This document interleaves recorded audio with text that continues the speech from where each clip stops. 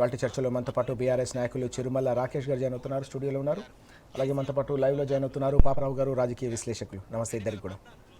ముందుగా పాపారావు గారు, మనం చూస్తూ ఉన్నాం నిన్న కాంగ్రెస్ సర్కారు ఆధ్వర్యంలో నిర్వహించిన సదస్సులో కేసీఆర్ గారి పరిపాలనపై ప్రశంసల జల్లు కురిసిన సందర్భం కనిపించింది. 10 ఏళ్ల పరిపాలన దేశానికి ఒక ఆదర్శంగా, ఒక రోల్ మోడల్లా నిలిచింది. సమ్మిళిత అభివృద్ధికి, సమీకృత అభివృద్ధికి, అన్ని వర్గాలు, అన్ని రంగాలకు సంబంధించిన సంక్షేమానికి కావచ్చు, అభివృద్ధికి కూడా బంగారు బాటలు పడ్డాయని చెప్పేసి నిన్న బ్రిటన్ మాజీ ప్రధాని టోనీ బ్లేర్ గారితో పాటుగా ఆర్బీఐ మాజీ గవర్నర్ దువ్వూరి సుబ్బారావు గారు కూడా ప్రశంసలు కురిపించిన సందర్భం ఎట్లా చూడాల్సిన అవసరం కనిపిస్తుంది? దాదాపు 10 ఏళ్ల పరిపాలన తర్వాత 2 ఏళ్ళు కాంగ్రెస్ అధికారంలోకి వచ్చిన తర్వాత కాంగ్రెస్ పాలన గురించి చర్చ లేదు, కానీ గత 10 ఏళ్ల కేసీఆర్ గారి పరిపాలన గురించి ఇంకా కూడా ప్రతి ఒక్కరు కూడా మాట్లాడుతున్న సందర్భం. అనేక మంది ప్రముఖులు, దేశ విదేశాలకు సంబంధించిన ప్రముఖులు కూడా నిన్న మాట్లాడిన సందర్భం ఎట్లా చూడాల్సిన అవసరం ఉంది? రేవంత్ రెడ్డి గారికి నిన్న నిద్రబట్టి ఉండదు, ఖచ్చితంగా నిద్రబట్టే సమస్య లేదు. ఎందుకంటే ఆయన చెరిపేయాలనుకుంటున్నటువంటి గుర్తులు ఎదురుగా వచ్చి రోజు వెక్కిరిస్తుంటే ఖచ్చితంగా రేవంత్ రెడ్డి గారికి ఒక అవమానంగా, లేకపోతే ఒక ఇబ్బందిగా ఉంటుంది. ఎప్పుడు చెడుకి మంచి నచ్చదు, ఇది సహజం. మనం మంచి అనేది ఎంత గొప్పదని మనం అనుకున్నా అది చెడు అనే దానికి అంతగానే ద్వేషపూరితంగా దాని పట్ల ఉంటది. ఒకటి ఈర్ష్య, రెండోదేమో సహజంగానే ఉండేవి. ఇదేంటి ఇట్లా వాళ్ళకు ఉండే చిన్న చూపు. సరే, ఇవాళ నిన్న టోనీ బ్లేర్ గారు మాట్లాడిన దానిలో inclusive growth, Telangana inclusive growth గురించి కేసీఆర్ గారి హయాం 10 ఏళ్ల పాలనలో ప్రస్తావించారు. ఆయన ఇంక్లూజివ్ గ్రోత్ అంటే ఏంటి? అన్ని వర్గాలని కలగలుపుకొని అందరినీ, ఆల్ బోట్స్, పడవలన్నీ రైజ్ అవటం, అంటే ప్రజలందరూ ఎదగటం. ఏదో కొన్ని వర్గాలు ఎదగటం కాకుండా ప్రజలంతా ఎదగటం. అలాంటి ఇంక్లూజివ్ గ్రోత్ తెలంగాణలో బ్రహ్మాండంగా జరిగిందని చెప్పి టోనీ బ్లేర్ గారి ప్రస్తావన. కానీ ఇంక్లూజివ్ గ్రోత్ మాటని ప్రాచుర్యంలోకి తెచ్చింది కాంగ్రెస్ ప్రభుత్వం. గతంలో మన్మోహన్ సింగ్ గారు ఉండగా 2004 ఆ ప్రాంతంలో బాగా ప్రాచుర్యంలోకి వచ్చింది ఇంక్లూజివ్ గ్రోత్ అనేది.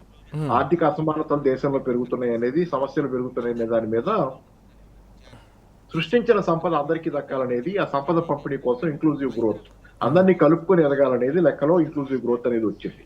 కానీ అది మాటలకే పరిమితమైంది అనేది ఆ రోజు కనపడింది. ఇంక్లూజివ్ గ్రోత్ కేవలం మాటలకే, అది కూడా కొద్ది కాలం పాటు. యూపీఏ 1లో కొంత జరిగింది, జాతీయ ఉపాధి హామీ పథకం లాంటి వాటి వల్ల కొంత ఇంక్లూజివ్ గ్రోత్ అనే దానికి అవకాశం వచ్చింది. కానీ ఆ తర్వాత కాలంలో యూపీఏ 2లో పూర్తిగా మళ్ళీ స్కాములతో నిండిపోయి వాళ్ళు పెట్టిన ఉపాధి హామీ పథకాన్ని వాళ్ళకి మెల్లగా నీరు కట్టేది అప్పుడే బిగినైంది. సరే, ఇక మోడీ గారి హయాంలో అది కూడా మాటలకే పరిమితమైంది ఇంక్లూజివ్ గ్రోత్. ఏమాత్రం మార్పు లేదు. మాటలేమో కోటలు దాటుతాయి. పేదవాళ్ళ గురించి, సామాన్య జనం గురించి, వాళ్ళ బాబు గురించి మాటలు దాటుతాయి. ఉదాహరణకి ఉజ్వల పథకం లాంటివి తెచ్చారు. గ్యాస్ బండలు ఇస్తున్నాం పేద ప్రజానీకం అందరికీ, సామాన్య వైట్ రేషన్ కార్డు ఉన్న వాళ్ళ లాంటి వాళ్ళందరికీ గ్యాస్ బండ ఉచితంగా ఇస్తున్నాం, సిలిండరును పొయ్యి ఉచితంగా ఇస్తున్నాం అన్నారు. కానీ రెండో పక్కన ఏమైంది? Cylinder rate, gas cylinder rate, ఈ రోజు ఎల్పిజి రేటు 3 రెట్లు కాంగ్రెస్ ఉన్న 2013 కంటే సుమారు 2.5-3 రెట్లు పెరిగింది. అంటే గ్యాస్ బండ కొనుక్కునే పరిస్థితి లేదు. మొదటిసారి మీరు ఉచితంగా ఇస్తారు, ఆ తర్వాత కాలంలో కొనుక్కోవాల్సిందే కదా. అది మార్కెట్ లో ధర పెరిగింది. చాలా మంది ఉజ్వల లబ్ధిదారులు గ్యాస్ పొయ్యి పక్కన పెట్టి మళ్ళీ కట్టెల పొయ్యి మీద వంట చేసుకునేది. అలాగే కేసీఆర్ గారు తెచ్చిన రైతు బంధుని ఆదర్శంగా తీసుకునే దాన్ని చూసి ఇదేదో బాగుంది అనుకొని పిఎం కిసాన్ తెచ్చారు. పిఎం కిసాన్ మొదట్లో ఎంతమందికి ఇచ్చారు, ఎన్ని కోట్ల మందికి లబ్ధి చేకూరింది దేశవ్యాప్తంగా, ఇప్పుడు ఎంతమందికి చేకూరుతుంది? నెమ్మదిగా లబ్ధిదారులు కుదించారు. రెండో పక్కన మోడీ గారు సన్నగా రేవడీ కల్చర్ అని ఉచితాలకి వ్యతిరేకం అన్నట్లు మాట్లాడతారు, సంక్షేమానికి వ్యతిరేకంగా. కానీ కేసీఆర్ గారు వీటన్నిటికీ అతీతంగా, కాంగ్రెస్ ఏమో కథలు చెప్పింది ఇంక్లూజివ్ గ్రోత్ గురించి, బీజేపీ ఏమో చేస్తున్నట్టుగా నటిస్తా ఏమీ చేయకుండా ఉండిపోతుంది. రెండో పక్కన కేసీఆర్ గారు తెలంగాణలో అన్ని పడవలు పైకి లేవటం అంటే ఏంటో, తెలంగాణలో అన్ని వర్గాల ప్రజలు, ఈ రోజు ఏ వర్గం లేదు తెలంగాణలో, ఈ రోజు అందరూ అసంతృప్తంగానే ఉన్నారు. ఎందుకంటే కేసీఆర్ గారు అధికారం నుంచి దిగిపోయిన తర్వాత ఈ రోజు అన్ని వర్గాలు ఇబ్బంది పడుతున్నాయి. టాప్ లో ఉన్న ధనవంతులు, పారిశ్రామికవేత్తల దగ్గర నుంచి అట్టడుగు సామాన్య గ్రామీణ రైతు కూలీ దాకా ఇబ్బంది పడని వాళ్ళు ఎవరు? ఈ రోజు అందరూ తలుచుకుంటున్నారు కేసీఆర్ ని. ఆ హయాంలో ఎదగని వాళ్ళు ఎవరు, జీవితాలు బాగుపడని వాళ్ళు ఎవరు? అందరి జీవితాలు బాగుపడినాయి కింద నుంచి పైదాకా. చాలా విచిత్రమైన మోడల్ ఇది. విచిత్రం అంటే సంతోషంగా చెబుతారు. ఎందుకంటే మామూలుగా ఒక వర్గం బాగుపడాలంటే ఇంకో వర్గం దెబ్బతింటాం అనేది మన చరిత్రలో చూసే విషయం. అది మంచికైనా చెడుకైనా. కానీ అలా కాదు. ఇక్కడ సమస్త వర్గాలకి అవకాశాలు కల్పించి అన్ని వర్గాల పట్ల దృష్టి పెట్టి బ్రహ్మాండంగా తెలంగాణ డెవలప్ చేసిన కేసీఆర్. అది ఇంక్లూజివ్ గ్రోత్ అనేది ఖచ్చితంగా తెలంగాణ కేసీఆర్ గారు చేసి చూపించారు, ఎలా చేయాలో చూపించారు. దానికి ఉదాహరణ రైతు బంధు. రైతు బంధు ఇవ్వడం ద్వారా రైతాంగాన్ని నష్టాల నుంచి, వ్యవసాయ నష్టాల పాలవ్వకుండా రైతాంగానికి ఇన్పుట్ సబ్సిడీ ఇచ్చి ఆయన కాపాడారు. అలాగే ఉచిత విద్యుత్, తెలంగాణలో విద్యుత్ చాలా ముఖ్యమైనది రైతాంగానికి. ఎందుకంటే కింద నుంచి నీళ్లు పైకి లిఫ్ట్ చేసుకోవాలి. ఇట్లాంటి కొన్ని చోట్ల బోర్లు, చాలా చోట్ల ఇంకా ఎన్ని కారణాలతో ఏంటంటే తెలంగాణ 24/7 ఉచిత విద్యుత్తు కంటిన్యూస్ గా ఇచ్చి, రైతు బీమా, రైతుకే ఉన్న అయితే రైతు కుటుంబం గడవాలంటే, రైతు కుటుంబం నిలదొక్కోవాలంటే 5 లక్షల బీమా ఇచ్చారు, రైతు బీమా. ఇట్లా ఒకటి కాదు, షాదీ ముబారక్, కళ్యాణ లక్ష్మి. పేద ప్రజానీకం ఇళ్లలో, సామాన్య జనం ఇళ్లలో పెళ్లి జరిగితే ఆ పెళ్లితోనే కుటుంబం అంతటితో అప్పుల పాలైపోయే పరిస్థితి ఉండేది గతంలో, వైద్యం లాగే. అట్లాంటి స్థితి నుంచి పేద కుటుంబాలని కాపాడేది, సామాన్య కుటుంబాలని షాదీ ముబారక్, షాదీ కళ్యాణ లక్ష్మి రూపంలో డబ్బులు ₹1,00,000 ఇచ్చి ఆ రోజు అప్పుల పాలు కాకుండా పేద కుటుంబం కాపాడారు. ఇలా ఎన్ని పథకాలు, ఒకటి కాదు కదా, ఒకటి కాదు. అలాగే పరిపాలన ఒక దశకి చేరిన తర్వాత ప్రయారిటీస్ ఒక్కొక్కటి పూర్తి చేసుకుంటా వచ్చి విద్యా వైద్యం మీద కూడా బ్రహ్మాండంగా దృష్టి పెట్టారు. మా ఊరు మా బడి అనుకుంటా పథకం మొదలైంది. మీకు అదే కాదు, ఎక్కడ ఏమీ లేని చోట విద్యారంగంలో సామాన్య పేద జనానికి కార్పొరేట్ విద్య గగన కుసుమమైన చోట మీరు గురుకులాలు పెట్టి 1100 దాకా గురుకులాలు, అద్భుతమైనటువంటి విద్యని సామాన్య జనానికి అందిస్తే వాళ్ళు ఈ రోజు ఎంతమంది డాక్టర్లు అయ్యారో డేటా కనపడుతుంది. గురుకులాల్లో పిల్లలు, పేద కుటుంబాల్లో పిల్లలు ఎంతమంది ఈ రోజు డాక్టర్లు అవుతున్నారు, ఎంతమంది ఎంత చదువుకున్నారు. ప్రవీణ్ కుమార్ గారిదే చూసే కదా నేపథ్యం. ప్రవీణ్ కుమార్ గారు ఆయన ఆధ్వర్యంలో ఐపీఎస్ ఆఫీసర్, ఆయన ఇప్పుడు టీఆర్ఎస్ లో. గురుకులాలు ఎంత ప్రగతి సాధించి పిల్లలు హిమాలయాలు ఎక్కడం దగ్గర నుంచి హిమాలయాలు అంత ఎత్తు ఎదిగించారు కదా విద్యా అవకాశాలని ప్రజలకి. సో అట్లా ఒకటి కాదు, వైద్యం హైదరాబాద్ చుట్టూ బ్రహ్మాండమైనటువంటి మల్టీ స్పెషాలిటీ హాస్పిటళ్ళు అట్లాంటివి వచ్చేది ఎన్ని చేస్తే ఇప్పుడు నత్తనడక నడుస్తుంది. అది ఆ పని, మొదలైన పని ఈ రోజు ఈ ప్రభుత్వంలో, రేవంత్ ప్రభుత్వంలో. అలాగే వరంగల్లో హాస్పిటళ్ల కోసం ఇట్లా కేసీఆర్ ప్రభుత్వ వైద్యం ప్రజలకు అందాలని ఓ దశలో ఆ ప్రయత్నం. అంటే అన్ని ప్రయారిటీ ఒక్కొక్కటి, నీళ్లు, నిధులు, నియామకాలు ఒక్కొక్క ప్రయారిటీలో భాగంగా విద్యా వైద్యానికి ఇచ్చిన ప్రయారిటీ చేసుకుంటూ వస్తున్న దశలో దురదృష్టవశాత్తు రేవంత్ చెప్పినటువంటి అబద్ధాలు, కోటలు దాటే అబద్ధాలన్నీ. ఎందుకంటే అబద్ధాలను అంటుంది వాళ్ళ, నేను చిన్న ఉదాహరణ చెబుతా. ఈ సదస్సుకు వచ్చిన పెద్దవాళ్ళే చూడండి, $3 లక్షల కోట్ల ఎకానమీగా 2047 నాటికి నా విజన్ పత్రం ఇది అని చెప్పి రేవంత్ రెడ్డి చెబుతున్నాడు. 2047 నాటికి $3 లక్షల కోట్ల అంట, అంటే 270 లక్షల కోట్ల రూపాయలు ఎకానమీ అంత ఇది అవుద్దని చెబుతున్నాడు ఈయన. అంటే ₹90 పెట్టి హెచ్చవేయాలి కదా. $3 లక్షల కోట్ల అంటే డాలర్ ఈజ్ ఈక్వల్ టు ₹90. 3 లక్షలు అంటే 390, 270 లక్షల కోట్ల రూపాయల ఎకానమీ అని మనం అనుకోవాలి. అంటే ఒక పక్కన ఈయన చెబుతుంటే రెండో పక్కన వచ్చిన వాళ్ళు ఏం చెబుతున్నారు, ఇది సాధ్యం కాదని చెప్పకుండా పాపం, ఎందుకంటే పిలిచాడు కదా, మరి పిలిచిన తర్వాత సాధ్యం కాదని చెప్తే మరీ బాగోదేమో, నన్ను పిలిచి మరీ తిట్లు తింటే పోయి తిట్టితే అదే పెళ్లికి పోయి ఏదో మాట్లాడినట్టు మాట్లాడకూడదని చెప్పి ఊరి సుబ్బారావు గారు ఇలా అన్నారు. ఆర్థిక వ్యవస్థగా $3 లక్షల కోట్ల ఆర్థిక వ్యవస్థగా తీర్చిదిద్దాలని పెట్టుకున్న లక్ష్యం ఆచరణలో కష్టతరమైన అని చిన్నగా చెప్పారు ఆయన. ఇక ఒక్కొక్కరు చూడండి ఎంతమంది చెప్పారు. రెండోది ఈయన ఎవరు, ఆనంద్ మహీంద్ర, ఈయన్ని స్కిల్ డెవలప్మెంట్ యూనివర్సిటీకి ఈయన మెయిన్ డైరెక్టర్ గానే ఏదో పెట్టారు. ఆయన చాలా బతిలాడుకొని తెచ్చి పెట్టుకున్నారు. అంతగా రాష్ట్ర ప్రభుత్వానికి ఆయన దగ్గరగా తీసుకున్న ఆయన ఏమన్నాడు, 2047 నాటికి $3 ట్రిలియన్ల ఆర్థిక వ్యవస్థగా రాష్ట్రాన్ని అభివృద్ధి చేయాలని పెట్టుకున్న లక్ష్యం కొంత ఆశ్చర్యం కలిగించిరా. అంటే పిచ్చోడి ప్రపంచం లాగా ఉంది, ఎట్లా అవుద్ది అనేది ఆయన కూడా చెబుతున్నాడు, ఆశ్చర్యం కలిగించరా. మూడోది ఆర్బీఐ మాజీ గవర్నర్, ఆయన సందేశం కూడా తీసుకున్నారు. ఆయన ఏమన్నాడు, $3 ట్రిలియన్ల ఆర్థిక వ్యవస్థగా తీర్చిదిద్దాలని లక్ష్యంగా పెట్టుకోవటం పెద్ద ఆకాంక్షే, అయినా థింక్ బిగ్ మంచిదే అన్నాడు. థింక్ బిగ్ పెద్దగా ఆలోచించండి మంచిదే, కానీ అది సాధ్యమా కాదనేది చూసుకో. అందుకని ఏంటంటే థింక్ బిగ్ బానే ఉంది ఇక్కడ. థింక్ బిగ్ మనకు కూడా ఎంత తెచ్చి పెట్టుకున్నా మనకి సంతోషం, పెట్టుకోండి లక్ష్యం, కానీ యాక్ట్ లార్జ్, యాక్షన్ లో కూడా, క్రియలో, కార్యాచరణలో కూడా పెద్దగా ఉండండి, ఉన్నతంగా ఉండండి. చిల్లరగా హిల్ట్ పేరుతో భూములు అమ్ముకునే కార్యక్రమం, రియల్ ఎస్టేట్ లాగా చేసుకునే కార్యక్రమం, తెలంగాణ భూములన్నింటినీ రియల్ ఎస్టేట్ గా చూసేది, దానికి వేరే ప్రయోజనాలు లేనట్లు అంతకు ఏమీ కనపడని బిల్డరు, డెవలపరు, రియల్ ఎస్టేట్ వాళ్ళ ఆలోచనలు మాత్రమే పరిమితమైనటువంటి ఇది చేయొద్దు. మీరు రాష్ట్ర నేత, రాష్ట్ర ముఖ్యమంత్రి, మీరు థింక్ బిగ్ అనేది మంచిదే, పెద్దవి చూపిస్తే, కానీ పెట్రోల్ దొర కార్యక్రమం వద్దు ఇక్కడ. పెట్రోల్ దొర లాగా థింక్ బిగ్ అంటే పెట్రోల్ దొర కార్యక్రమం కాదు. థింక్ యాక్ట్ కూడా లార్జ్. యాక్షన్ కూడా పెద్దదిగా ఉండాలి. ఆలోచనే కాదు, యాక్షన్ కూడా పెద్దదిగా ఉండాలి. అలా కాకుండా చిల్లర ఆలోచనలు ఏంటంటే భూములు అమ్మేస్తారు. హైదరాబాద్ లో ఉన్నటువంటి పారిశ్రామిక భూములను అమ్మేసే కార్యక్రమం పెట్టుకున్న వాళ్ళు ఏమంటాం మనం? దాని మీద పెద్ద వివాదం ఈ రోజు. ఓకే, ఎస్ ఎస్ పాపారావు గారు, చాలా కీలకమైన అంశం ఇది. తిరోగమన విధానాలతో పూర్తిగా ఆర్థిక వ్యవస్థను ఓవైపు కుప్పకూల్చి మరోవైపు $1 ట్రిలియన్ ఎకానమీ గురించి మాట్లాడారు కూడా చెప్తున్న సందర్భం ఇది.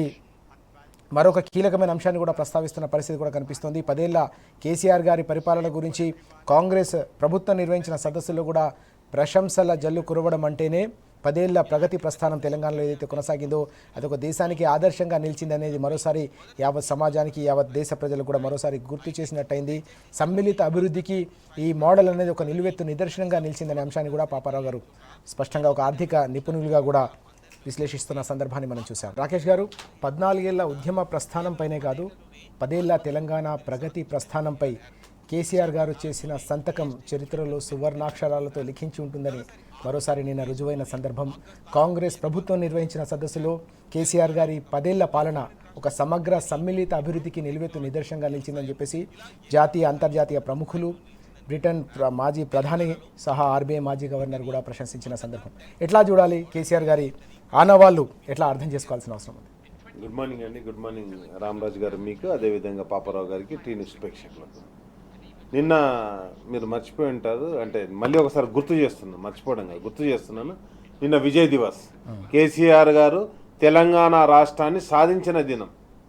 అదేవిధంగా నిన్న ఆ విజయ్ దివస్ను గ్లోబల్ సమ్మిట్లో ప్రపంచం నుంచి వచ్చినటువంటి అందరు వక్తలు విజయ్ దివస్ను సెలబ్రేట్ చేశారు. కేసీఆర్ గారు సాధించినటువంటి అభివృద్ధిని ఏదైతే ఈ రాష్ట్ర ప్రభుత్వం, అది కాంగ్రెస్ పార్టీ ఉన్నదా ఇంకో పార్టీ ఉన్నదా మాకు సంబంధం లేదు, కానీ కేసీఆర్ గారి అభివృద్ధి ఏ విధంగా జరిగింది అని చెప్పేసి అద్భుతమైనటువంటి నేను ఒక ప్రకటన రావడం జరిగింది. అది దువ్వూరి సుబ్బారావు గారి ఆధ్వర్యంలో కావచ్చు, టోనీ బ్లేయర్ గారి ఆధ్వర్యంలో కావచ్చు. అంటే కేసీఆర్ అనే ఒక నాయకుడు, ఒక విజనరీ నాయకుడు ఎట్లుంటాడు, వెనకబడ్డ ప్రాంతంగా ఉన్నటువంటి తెలంగాణను ప్రపంచంలో ఉన్నటువంటి మేధావి వర్గం అంతా ఆలోచించే విధంగా అగ్రగామిగా ఎలా తీర్చిదిద్దాడు. వాళ్ళు చెప్పింది ఓన్లీ హైదరాబాద్లో జరిగినటువంటి అభివృద్ధి ఒక్కటే కాదు. దువ్వూరి గారు చెప్పింది ఏంది, టోనీ బ్లేయర్ గారు చెప్పింది ఏంది, తలసరి ఆదాయం పెంపుదలలో కూడా జిఎస్డిపిలో కూడా ఎంత పెరుగుదల జరిగింది అని చెప్పడం జరిగింది. అదేవిధంగా దువ్వూరి గారు చెప్పింది ఏంది, హైదరాబాద్ ప్రపంచంలో ఉన్నటువంటి అన్ని గ్లోబల్ సిటీస్కి కాంపిటీషన్గా తయారైంది అన్నట్టు. అంటే ఒక స్పష్టమైన నిర్దిష్టమైనటువంటి ఒక ప్రకటన. వాళ్ళు మేధావులుగా వచ్చారు, ఇక్కడ ఒక గ్లోబల్ సమ్మిట్ అడ్రస్ చేయడానికి వచ్చింది. ఎవరి ప్రాపకం గురించో లేకపోతే ఎవరో మెచ్చుకోలు గురించో రాలేదు. వాళ్ళు తెలంగాణలో జరిగినటువంటి అభివృద్ధి చెప్పడం జరిగింది. అది ఒక రంగం అని కాదు, అన్ని రంగాలు. తలసరి ఆదాయం అంటే ఓన్లీ హైదరాబాద్లో ఉన్నటువంటి తలసరి ఆదాయమే కాదు కదా, మొత్తం తెలంగాణ రాష్ట్రం తలసరి ఆదాయం మీద కూడా మాట్లాడేది. కాబట్టి కేసీఆర్ గారు రాగానే ఒక విజన్ తోటి, అంటే ఎవరి తలసరి ఆదాయం, అంటే ఆదాయం ఎట్లా పెంచాలి, తలసరి ఆదాయం అనేది ఇక సరే మనం ఆర్థిక నిపుణులైనటువంటి లాంగ్వేజ్, కానీ ఆదాయం ఏ విధంగా పెంచాలి, గ్రామాల్లో ఎట్లా పెంచాలి. మొత్తం తెలంగాణ అనేది ఒక 4 కోట్ల మంది నివసిస్తున్నటువంటి గ్రామీణ పట్టణ సమీకృత ఒక అభివృద్ధి జరగాలని చెప్పేసి కోరుకున్నాం. ఆ కోరుకోవడానికి ఒక విధి విధానాలను రూపొందించుకోవడం జరిగింది. నెంబర్ 1, రాగానే అసలు మనకున్నటువంటి వర్షాధారం దక్కన్ పీఠభూమి ఇది. ఈ దక్కన్ పీఠభూమిలో ఏ విధంగా వ్యవసాయం చేయాలి, మనం నాట్ ఈక్వల్ టు అంటే కృష్ణా బేసిన్ గోదావరి బేసిన్ కాదు మనం. కాబట్టి వాటర్ని ఏ విధంగా ఓడ్చిపట్టాలని రాగానే మిషన్ కాకతీయ చేపట్టడం, తద్వారా చెరువులలో నీళ్ళని నిల్వ ఉంచడం, వాటిని నింపడానికి కాళేశ్వరం లాంటి ఒక ప్రాజెక్ట్ నిర్మాణం చేయడం. తద్వారా ఏమైంది, ఒక స్థిరీకరణ, ఒక వ్యవసాయ స్థిరీకరణ జరిగింది. కొంచెం కొంచెంగా నిధులు సమకూరంగానే రైతు బంధు, రైతు బీమా, అంటే 1 కోటి మంది పట్టణాల్లో నివసిస్తుంటే 3 కోట్ల మంది గ్రామాల్లో నివసిస్తారు.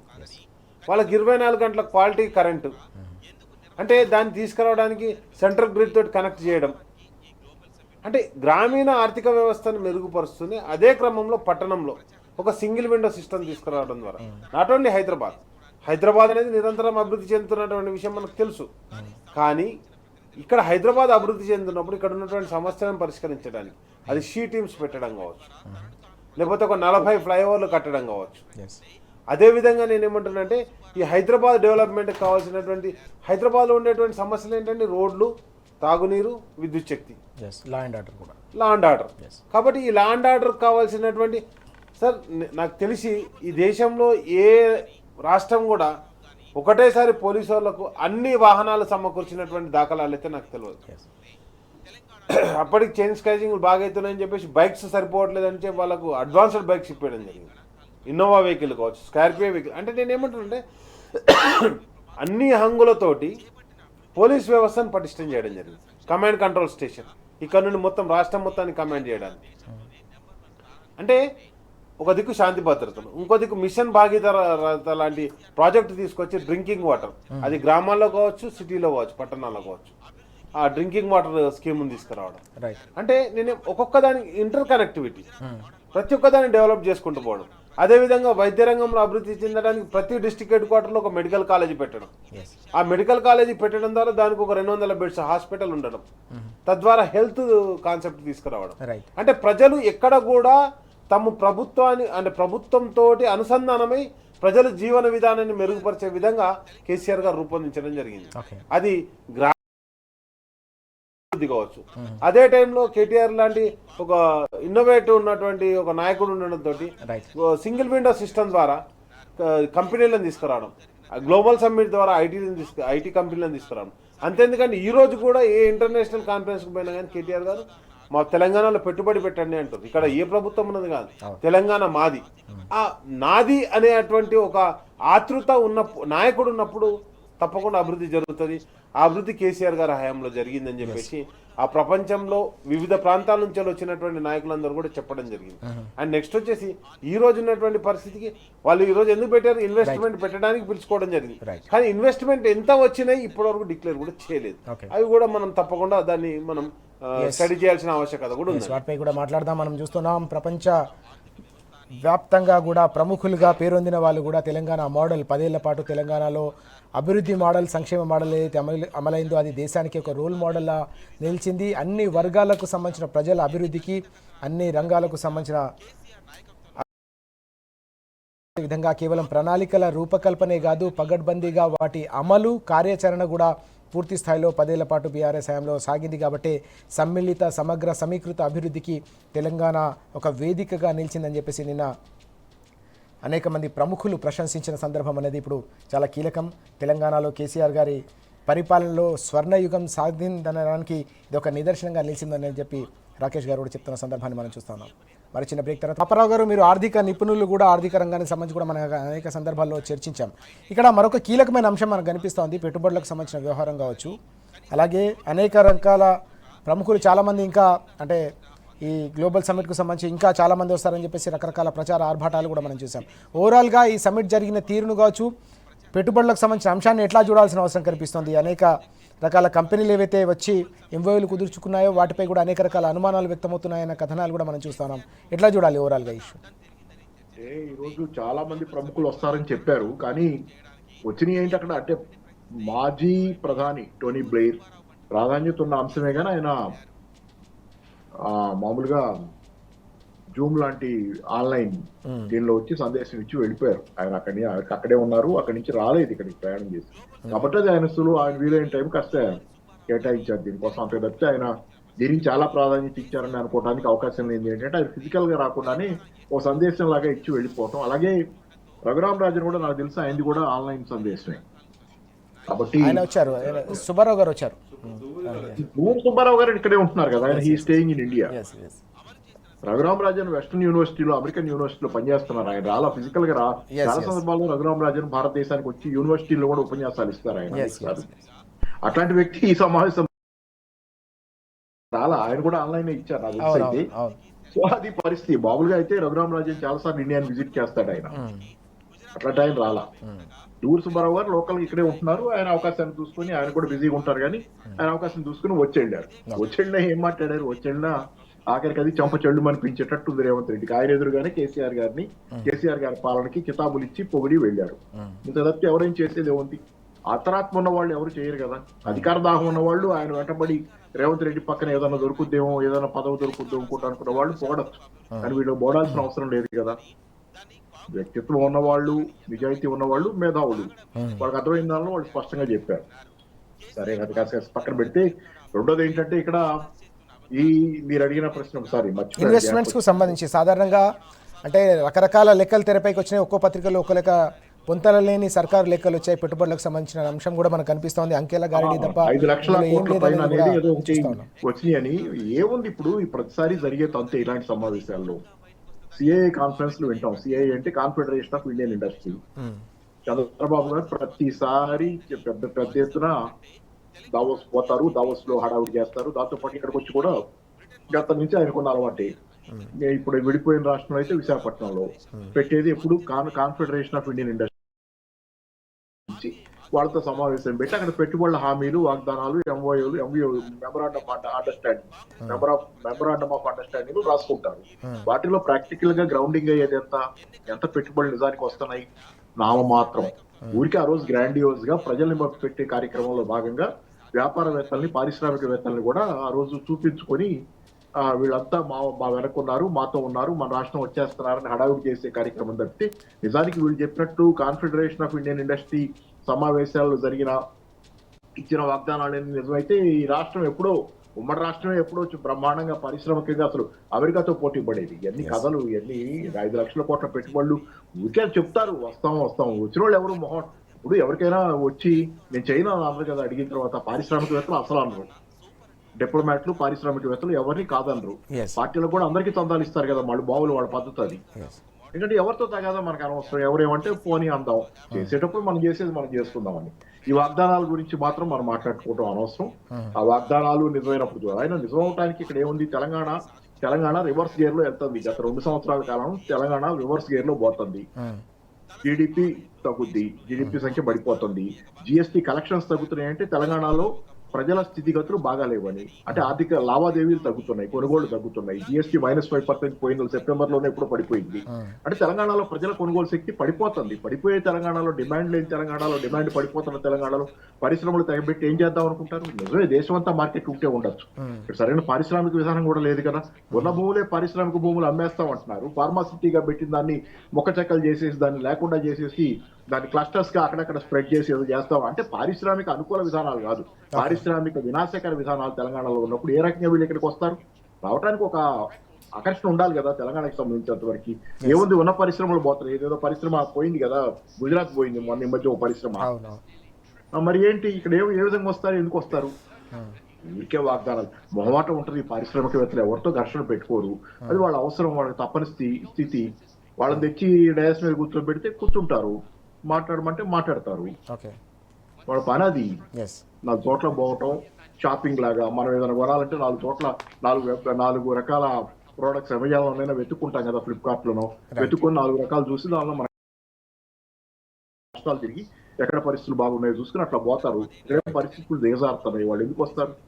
ఇది ఉత్తుత్తి కబుర్లు చెప్పేది కార్యక్రమం. డిఫ్లేషన్ ఉంది తెలంగాణలో 4 నెలల పాటు. పోయిన సంవత్సరం అటు ఈ సంవత్సరం 2025లో జూన్, జూలైలో, సెప్టెంబర్, అక్టోబర్లో ఈ 4 నెలల్లో డిఫ్లేషన్ కనపడుతుంది. అంటే రివర్స్ గేర్ లో ఉంది, ద్రవ్యోల్బణం మైనస్ లోకి పోతుంది. అంటే అది కూడా ప్రజల కొనుగోలు శక్తి పతనాన్ని సూచిస్తుంది. ఏ విధంగా తెలంగాణ బాగుందని, ఏమవుతుంది తెలంగాణకి ఏమైందనేది ప్రశ్న. అదే కాదు, మీరు దీంతో పాటు లా అండ్ ఆర్డర్ ఏమవుతుంది, లా అండ్ ఆర్డర్ ఎన్ని రకాల ఘోరాలు, నేరాలు. ఆఖరి హైడ్రా కూడా అలాగే తయారైందిగా. ప్రభుత్వ యంత్రాంగంలోని హైడ్రా కూడా పేదవాళ్ళు ఇల్లు కూర్చే కార్యక్రమం చేసినంత ముమ్మరంగా పెద్ద తెగ కబుర్లు చెబుతా మేమేదో ప్రభుత్వ భూములు విడిపిస్తున్నాం, చెరలోంచి కబ్జాల చెర నుంచి చెబుతున్నారు. అది పెద్దవాళ్ళు చేసిన కబ్జాల కంటే పేదవాళ్ళు ఎక్కడున్నారు? పేదవాళ్ళు ఎక్కడ ఇల్లు నిలువరి లేక ఒక చోట ఇల్లు వేసుకుంటే దాన్ని గురించి ఘనకార్యంగా చెప్పుకునే మీరు పెద్దవాళ్ళు ఏం కోలుతున్నాయి? రేవంత్ రెడ్డి గారి బ్రదర్ ఇల్లు అలాగే ఉందనేది, అది అక్కడ దాని గురించి వార్తలు వాళ్ళు స్టే తెచ్చుకుని అలాగే ఉన్నారనేది వార్తలు. కొంతమంది స్టే తెచ్చుకున్న తర్వాత కూడా ఇల్లు కూడితే మళ్ళీ కోట్లకు పరిగెత్తిన స్థితి ఉంది కదా. పేదవాళ్ళు, సామాన్య జనం ఎంత ఇబ్బంది పడుతున్నారు హైదరాబాద్. ఎన్ని చోట్ల జరుగుతుంది హైదరాబాద్ కూల్చివేత్తలు. ఇదేనా హైదరాబాద్? ఈ హైదరాబాద్ లో రియల్ ఎస్టేట్ వాల్యూ పడిపోయింది దీంతో. ఇట్లాంటి హైదరాబాద్, ఇట్లాంటి తెలంగాణలోకి ఇట్లాంటి రేవంత్ రెడ్డి లాంటి పాలకుడు ఉన్న తెలంగాణలో పరిశ్రమలు రావాలంటే ఎందుకు వస్తాయి? ఊరికే మొహమాటానికి వస్తారు, పోతారు. అది ఒక పండగ, జాతర అయిపోతుంది. మనం చూస్తున్నాం, పారిశ్రామికవేత్తలను భయభ్రాంతులకు గురి చేసే వాతావరణం సృష్టించడంతో పాటుగా ఇతర అనేక రకాల విధానాలు చాలా కీలకమైన లా అండ్ ఆర్డర్లో ఫెయిల్యూర్ కావచ్చు, ఇతర అనేక రకాల మౌలిక సదుపాయాల కల్పనలో కూడా వైఫల్యం చెందుతున్న నేపథ్యంలో పారిశ్రామికవేత్తలు తెలంగాణకి ఎందుకు వస్తారని చెప్పేసి కూడా పాపారావు గారు ప్రశ్నిస్తున్న సందర్భం కూడా కనిపిస్తుంది.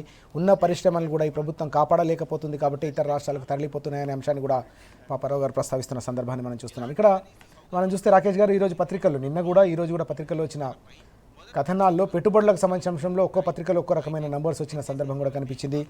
ఇవి గతంలోనే ఎంఓఏలు కుదుర్చుకున్న కంపెనీలతో మళ్ళీ కూడా ఎంఓఏలు కుదుర్చుకుంటున్నారు, ఇవి డొల్ల కంపెనీలు అనే అంశం కూడా ఈరోజు ప్రధానంగా కూడా కనిపిస్తోంది పత్రికలో. ఎట్లా చూడాల్సిన అవసరం ఉంది ఈ మొత్తం వ్యవహారం? ఫస్ట్ ఆఫ్ ఆల్ ఏదైతే 2 years దావోస్ విజిట్ చేసి దావోస్ నుంచి ఏమేమి ఇన్వెస్ట్మెంట్లు తీసుకొచ్చారో ఇంతవరకు డిక్లేర్ చేయలేదు. ఇప్పుడు ఎంఓయూలు జరుగుతున్నాయని చెప్తున్నారు, కానీ ఎంఓయూలు జరిగిన విషయంలో నిన్న 3 పత్రికలండి. ఒకటి ప్రధానంగా తెలుగు పత్రికలైనటువంటి ఈనాడు పత్రికలో 3.94 lakhs of crores ఇన్వెస్ట్మెంట్ వచ్చిందని చెప్పారు. ఆంధ్రజ్యోతిలోకి వచ్చేసరికి 2.44 lakhs crores ఇన్వెస్ట్మెంట్ వచ్చిందని చెప్పారు. పత్రికలు వచ్చేసి 1.8 lakhs crores ఇన్వెస్ట్మెంట్ వచ్చిందని చెప్పారు. ఏది నమ్మాలి? ఇప్పుడు ఎంఓయూ చేసుకున్నాం అంటే ఎంఓయూ చేసుకున్నటువంటి కంపెనీ అసలు ఏ కంపెనీ అది? ఏ సింగపూర్ దావోస్ మెగా కంపెనీతో చేసుకున్నట్టు ఏ కంపెనీతో చేసుకున్నాను? ఎవరు ఇన్వెస్ట్మెంట్ వస్తున్నారు? సరే, దీనిలో ప్రధానంగా ఇంకొక అంశం, నిన్న గ్లోబల్ సమ్మిట్ జరిగినప్పుడు ఒక గ్లోబల్ సమ్మిట్ జరపడానికి ఒక 100 కోట్లు ఖర్చు పెట్టిండండి. ఆ 100 కోట్లు ఖర్చు పెట్టింది నీకు ఫెసిలిటీ లేనప్పుడు ఆల్టర్నేట్ అరేంజ్మెంట్ చేసుకోవాలి. మీకు హైదరాబాద్లో హెచ్ఐసిసి లాంటి సెంటర్ ఉండి దానిలో 53,000 స్క్వేర్ మీటర్స్ అవైలబిలిటీ ఉంది, దాంట్లో 25,000 పీపుల్ కెపాసిటీ, సిట్టింగ్ కెపాసిటీ ఉన్నది. కానీ నువ్వు తీసుకుపోయి హైదరాబాద్కు ఒక 60 కిలోమీటర్ల దూరంలో ఎంత 14,000 square metres capacity of tents వేసేసి అండ్ నెక్స్ట్ వచ్చేసి ఒక 5,000 పీపుల్ కెపాసిటీ సిట్టింగ్ కెపాసిటీ వేసేసి అక్కడ ఏదో ప్రోగ్రామ్ పెట్టి 100 కోట్లు ఖర్చు పెట్టినావు. దేనికి ఖర్చు పెట్టినావు? నువ్వు హైదరాబాద్ని ఎక్స్పోజ్ చేస్తా అన్నప్పుడు, హైదరాబాద్ గురించి చెప్తాన్నప్పుడు అది ఓన్లీ రియల్ ఎస్టేట్ వెంచర్ లెక్కనే ఉన్నది. ఒక రాఘవ కన్స్ట్రక్షన్ అపార్ట్మెంట్ కడితే ఎట్లా వెంచర్ వేసుకుంటాడు, బ్రోచర్ వేసుకుంటాడు, అట్లా ఒక బ్రోచర్ వేసుకున్నాడు. అంతకుమించి ఏం చేసిండండి? అండ్ నెక్స్ట్ వచ్చేసి నేను ఏమంటానంటే, నువ్వు ఇంతవరకు వచ్చిన ఇన్వెస్ట్మెంట్ చెప్పలే, అండ్ వచ్చిన ఏంటంటే అంటే అంతే జూ పార్కులో జంతువులు పెడతారు, ఇన్వెస్ట్మెంట్ ఏమొస్తుందండి దాంట్లో? అండ్ నెక్స్ట్ వచ్చేసి 2 ఫిలిం సిటీలకు అగ్రిమెంట్ చేసుకున్నాడంట. ఆల్రెడీ రామోజీ ఫిలిం సిటీ ఉంది హైదరాబాద్కి, అద్భుతమైనటువంటి, మళ్ళీ ఇంకో 2 ఫిలిం సిటీలు. దీనికి దాంతో వచ్చే ఆదాయం ఏంది, దాంతో వచ్చే ఇన్కమ్ ఏంది? కాబట్టి నేనేమంటానంటే జూ పార్క్ పెట్టనీకి అక్కడ 100 కోట్లు ఖర్చు పెట్టింది. రేవంత్ గారి విజన్ ఎట్లున్నదంటే, ముఖ్యమంత్రి గారి విజన్ ఎట్లుందంటే ఒక రియల్ ఎస్టేట్ విజన్. మనం చూసినాం కంచకచ్చిబౌలి భూములు కోర్టు నుంచి వెళ్ళి రిలీజ్ కాగానే వాటిని వెంటనే తీసుకుపోయి బ్యాంకులో తాకట్టు పెట్టుకున్నాడు. అంటే భూమి అంటే అమ్మే వస్తువుగా ఆయన చూస్తుండు. తెలంగాణ అభివృద్ధి అంశము, ఆయన కోరికలన్నీ, చిన్నప్పటి కోరికలన్నీ తీర్చుకోవడానికి తెలంగాణను వాడుకుంటున్నాడు తప్పితే ఎక్కడ కూడా తెలంగాణ అభివృద్ధికి పాటుపడట్లేదు. మెస్సీతో ఆయన ఫుట్బాల్ ఆడతాడట. అరే వరల్డ్ ఛాంపియన్ అబ్బా, నువ్వు ఇంతవరకు ఊళ్ళో స్కూల్ పోటీలలో కూడా పాల్గొనలేను. ఈయన చదువుకున్న చదివేంది, ఈయన మెస్సీతో పోటీ పడతాడట. దేనికి పోటీ పడతావు నువ్వు? దానికో 100 కోట్లు ఖర్చు. మళ్ళా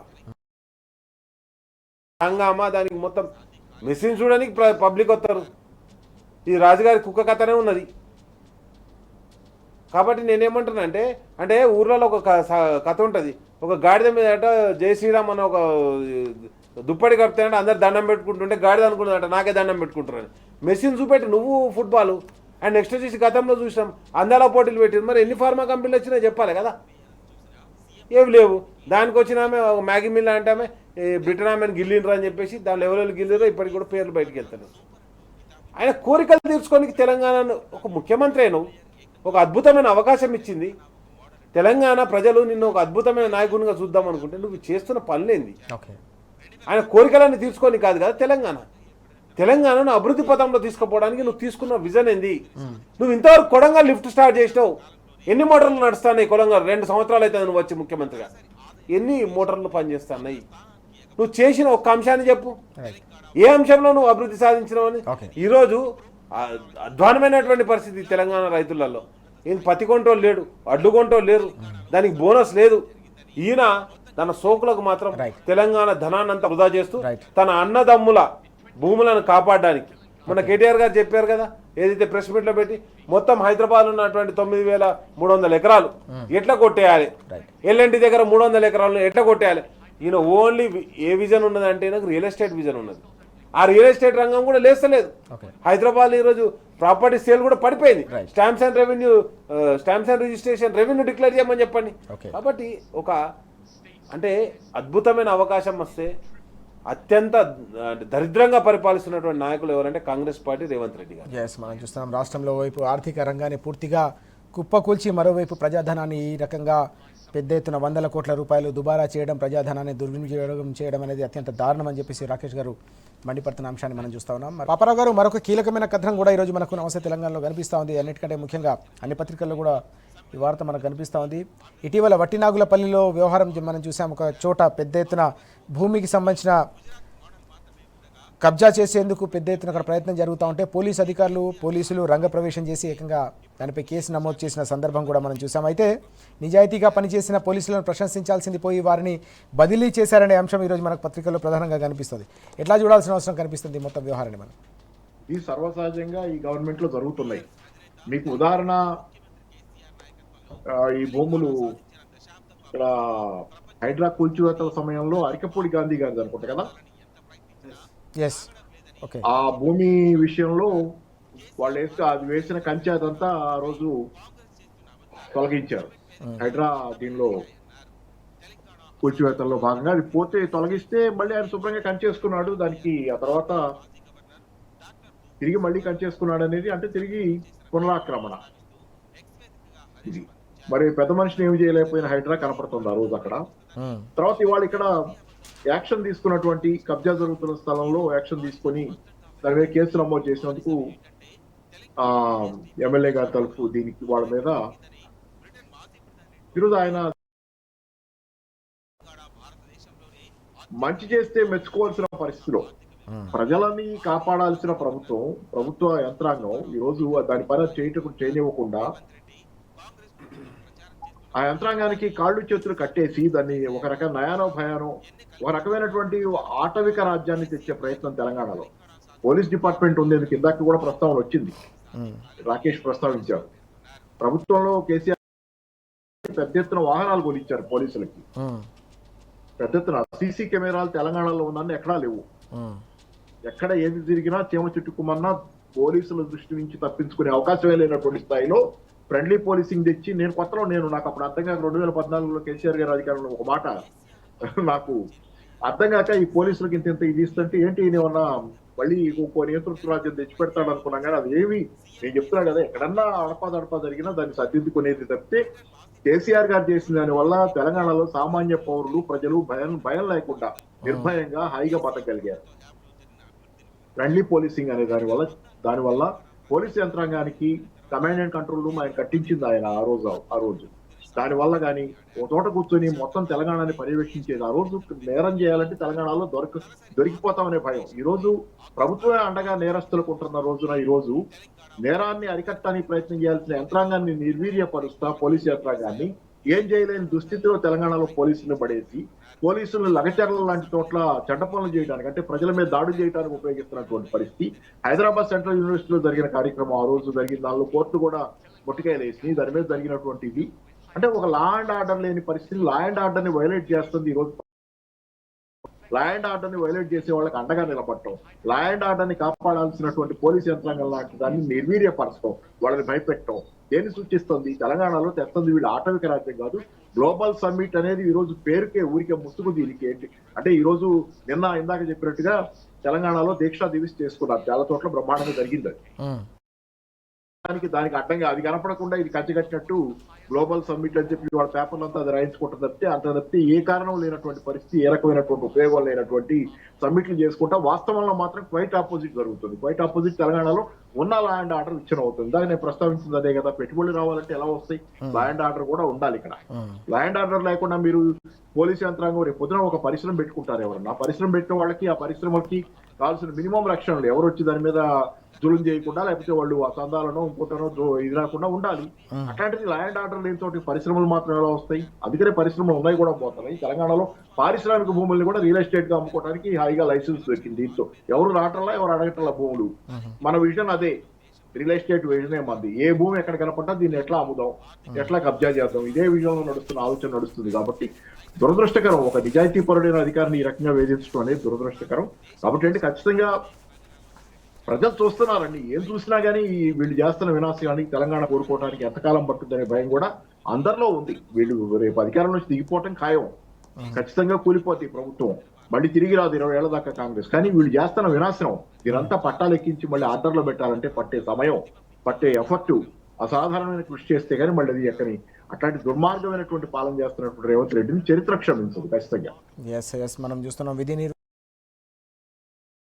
నిజాయితీగా పనిచేసిన ఒక పోలీస్ అధికారి పైన ఈ రకంగా బదిలీ వేటు వేయడం అనేది అత్యంత దారుణమైన విషయం అని చెప్పేసి పాపారావు గారు మండిపడుతున్న సందర్భం కనిపిస్తుంది. శాంతి భద్రతల పరిరక్షణ లేకపోతే పెట్టుబడులు ఎలా వస్తాయో ప్రభుత్వం సమాధానం చెప్పాలని కూడా కోరుతున్న సందర్భం మనం చూస్తూ ఉన్నాం.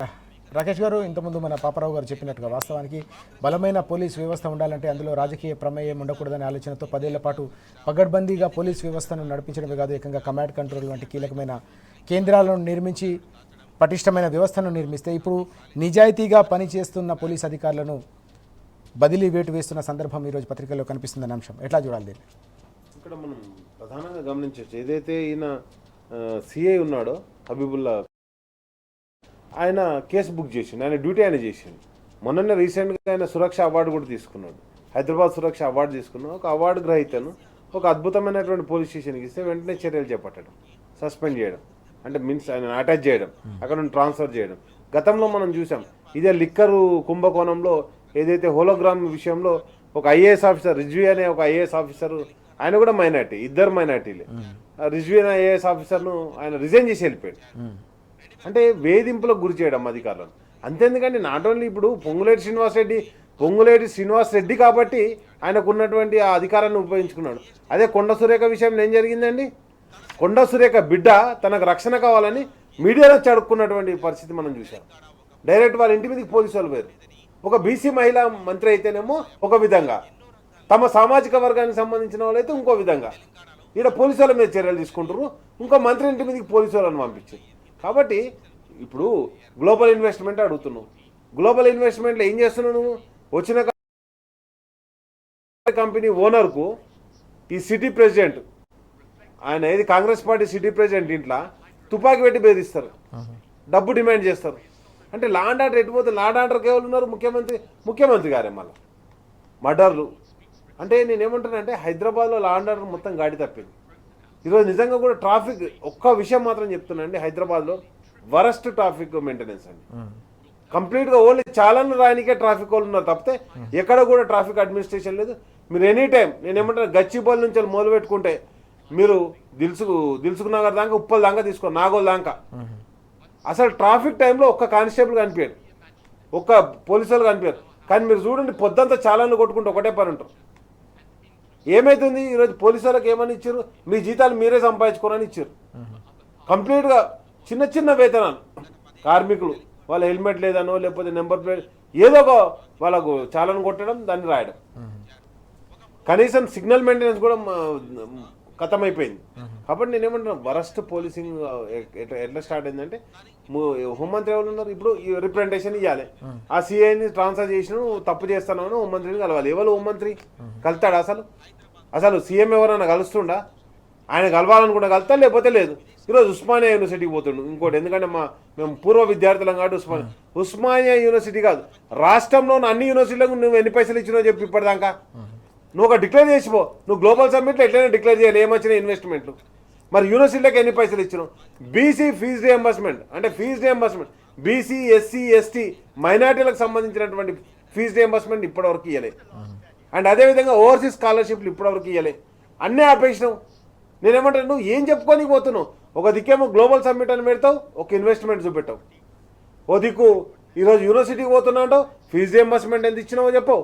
అదేవిధంగా మొత్తం విశ్వవిద్యాలయం, నేను అడిగేది ఉస్మానియా యూనివర్సిటీ ఒక్కదానికే కాదు, మా యూనివర్సిటీ ఒక్కటే కాదు, ఈ రాష్ట్ర చెప్పు, ఫండ్ ఏమి ఇచ్చినావో చెప్పు, ఒక డిక్లేర్ చేసిపో. అదే ఏం చేస్తున్నావు నువ్వు? యూనివర్సిటీ ఒక 100 ఎకరాలేమో తీసుకుపోయి, అదేది ప్రొఫెసర్ జయశంకర్ యూనివర్సిటీ నుంచి తీసుకుపోయి దాన్ని తీసుకుపోయి హైకోర్టుకి ఇచ్చేసిండు 100 ఎకరాలు. ఏది యూనివర్సిటీ భూమి. ఇక్కడ కంచగచ్చిపోలే యూనివర్సిటీ భూములనేమో మళ్ళీ తీసుకుపోయి ఏది తాకట్టు పెట్టుకున్నాడు. నా భయం ఏమవుతుందంటే ఇప్పుడు ఉస్మానియా యూనివర్సిటీకి ఇన్నిసార్లు పోతే ఆర్ట్స్ కాలేజీని ఎక్కడ తాకట్టు పెడతాడో అని భయం అవుతుంది. ఈయన పోయినప్పుడల్లా ఒక రియల్ ఎస్టేట్ వెంచరే కదా, ఆ రియల్ ఎస్టేట్ వెంచర్ ఎక్కడ మా ఉస్మానియా యూనివర్సిటీ మీద పడుతుందో అని భయం అవుతుంది నాకు. నువ్వు ఇంతవరకు వచ్చి 2 నెలలు ₹1 ఇవ్వలే మా ఉస్మానియా యూనివర్సిటీకి. కానీ తాపకు ఉస్మానియా నువ్వు చదువుకున్న చదివే నువ్వు యూనివర్సిటీకి వచ్చి ఏం మాట్లాడతావు? నువ్వు నిజంగా యూనివర్సిటీలో చదువుకున్నావు అంటే 4 సార్లు నేను అద్దానా? నీ చదివేంత వరకు డిక్లేర్ చేయలే. ఇప్పుడు అక్కడ నిజం చెప్పాలంటే విశ్వవిద్యాలయాలలో తెలంగాణలో ఒక క్రీమ్ ఆఫ్ ది స్టూడెంట్స్ ఉంటారు. ఎవరు? బడుగు బలహీన వర్గాలంతా కూడా డబ్బుతో విద్యను కొనుక్కోలేని వాళ్ళంతా కూడా మెరిట్తో సీట్లు కొట్టుకొని యూనివర్సిటీలోకి వస్తారు. అలాంటి విశ్వవిద్యాలయాలను వచ్చి ఏం చెప్తావు అనుకుంటాను? ఇంతవరకు నువ్వు విశ్వవిద్యాలయానికి కేటాయించినటువంటి నిధులు చెప్పు, లేకపోతే మాడిఫికేషన్ చేసినటువంటి చెప్పు, మా లైబ్రరీకి ఎన్ని పుస్తకాలు కొనిచ్చినావో చెప్పు. లేకపోతే మొన్ననే చూసినాం కదా, ఒక యూనివర్సిటీ వీసీ రిజైన్ చేసిపోయాడు. ఏది? College health university VC resign చేసిపోయాడు. ఎందుకు అంటే పేపర్లు కరెక్ట్, మళ్ళా పేలేని వాళ్ళ పేపర్లు మళ్ళీ తీసి దిద్దినాను, దాన్ని రిజైన్ చేసిండు. అది ప్రత్యక్ష ఉదాహరణ కదా. అండ్ అదేవిధంగా గ్రూప్ 1లో చూసినాం మనం, 1:50 ఉంటే 3,000 మందిని ఎక్స్ట్రా తీసుకున్నాం.